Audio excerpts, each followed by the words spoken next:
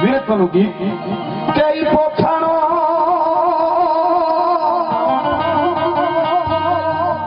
જેથી પોખાણો તો માંડવે લાડો રે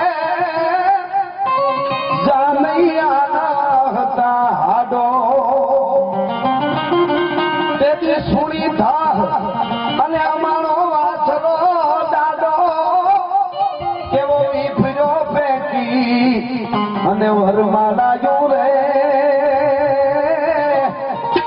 હવે વરરાજા તું હાલ દે ગાયું વરરાજા હાલ દે ગાયું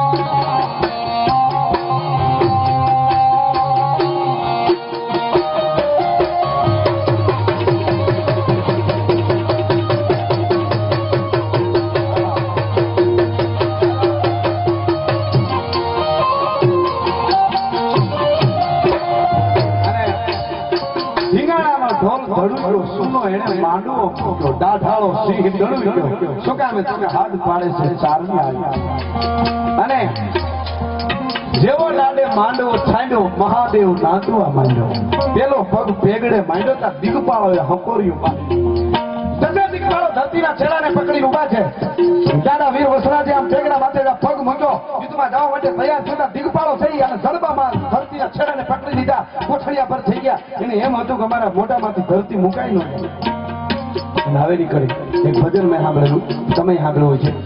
એમાં શબ્દો એવા હતા કે સોલંગ માથું રે પડ્યું ને દાડું લડ્યું. મને વિચાર થયો માથું પડે એ કોઈ લડે નહીં, અને લડે એનું માથું પડ્યું ન કહેવાય, તો કંઈક જુદું છે. સાંભળજો, માથું પડે એ લડે નહીં. પડ્યું કોને કહેવાય? આપણે કંઈક વસ્તુ લઈ ખરાબ નહીં રહે, સારી હાલે નહીં, તો આપણે એમ કહીએ પૈસા પડી ગયા, તો માથું પડી ગયું, પડે એ લડે નહીં. તો કેવી રીતે શું થયું હતું સાંભળજો. પડ્યું નહોતું આશ્રમમાં, શું થયું હતું?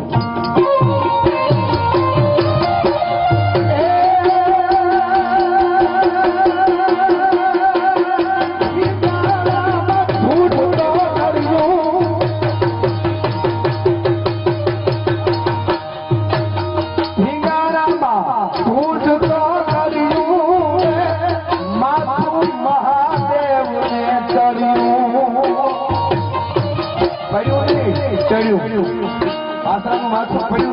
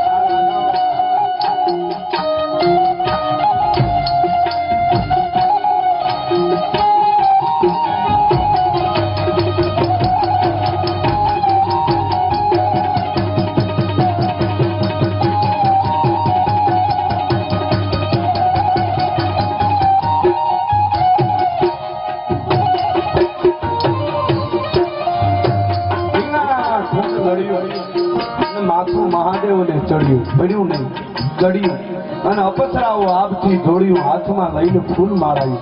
વીર વસરા જ્યારે ધીનાણામાં જવા માટે તૈયાર થયો આકાશમાંથી ઉર્વશી, મેનકા, રંભા, અનંગસેના, વસંતસેના, કામકુંડળા આ અપ્સરાઓને હાર છે. ઓલી કે હું વાત્રાને વરમાળા ફેરાવું, ઓલી કે હું ફેરાવું.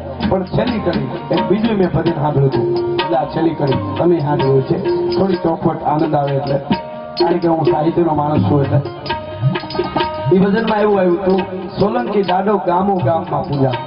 હવે ગામો ગામમાં પૂજા એનો પૂરો કહેવાય. 5 ગામ, 7 ગામ, 10, 20 ગામ, પછી અમુક સંખ્યા વળોટી જાય પછી એને ગામો ગામ ન કહેવાય. એરિયો અમુક પ્રાંત વયો જાય ને, હાલાર પ્રાંત વટે દાખલા તરીકે, પછી એને બરડો વટી જાય પછી પૂજાતું હોય એને ખાલી ગામો ગામ ન કહેવાય. એને ગામો ગામ પૂજા એને પૂરો કહેવાય. છેલ્લી કડી છેલ્લી લીટી સાંભળજો. ગામો ગામમાં નહીં, ક્યાં પૂજાણો?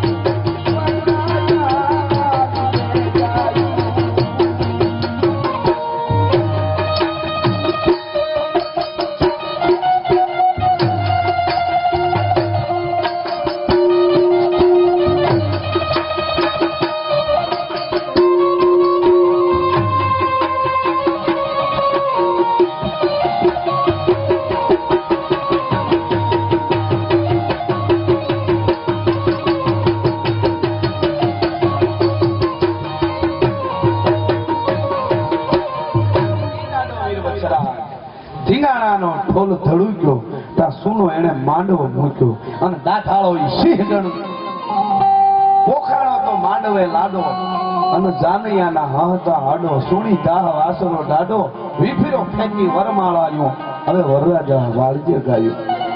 એમ જ્યારે જ્યારે જરૂર પડી છે ત્યારે શત્રુએ બલિદાન દીધા છે, એને ભૂલાય નહીં. પણ આજ મને શરૂઆતમાંથી યાદી આમ તો થોડી વચ્ચે રહેતી હતી, પણ મને વિષયાંતર ન થાય એટલે બીજા પ્રસંગો ઉપર જતો હતો. માના ખોળામાં છે, અને મારે એક પ્રસંગ ખાસ એટલા માટે કે આજે આમ તો 12 વાગ્યા પછી એટલે દર્શન થઈ જાય, પણ હકીકતમાં શરૂઆતથી મને યાદી હતી પણ મોડું થઈ ગયું છે વાત કરવામાં. બ્રહ્માંડ ભાંડોદરી ભગવતી, અને તમે આવડ કયો, અને તમે લીરબાઈ કયો, એને પીછળ કયો, એને મોગલ કયો, એને રાજબાઈ કયો, એને કોઈ પણ શક્તિ કહી શકો. એવી જનક નંદીની ભગવતી જાનકી, ભગવતી સીતાજીની નવમી છે, અને સીતા નવમી એટલે મારે થોડો પ્રસંગ એના માટે લેવો છે. બ્રહ્માંડ ભાંડોદરી ભગવતી જાનકી, જાનકી કયો કે આવડ કયો. નવઘણની વાર મને જામનગર સ્થિત હજી લાઈવ સાંભળવાનું ચાલુ છે, તેની લાઈવ ટેલિકાસ્ટ આ જગના ટેલિવિઝન છે, અને વિડીયો નથી બતાવતું, પણ એના હૃદયમાં વિડીયો અમારો છે, એમને ખબર છે. તો જ આજની ઘડી સાંભળે મોબાઈલમાં. એમની ફરમાઈશ પણ આપણે લઈશું. પણ મને આ પ્રસંગ જાનકીજીની સીતા નવમી છે, એટલે માં જાનકી શું છે. આજની દીકરીઓ થોડી જાનકીજીને વાંચે તો એને કદાચ ગમે એવું દુઃખ આવે તો એને કોઈ દી એમ ન થાય હું દુઃખી છું, સહન કરવાની ત્રેવડ આવે.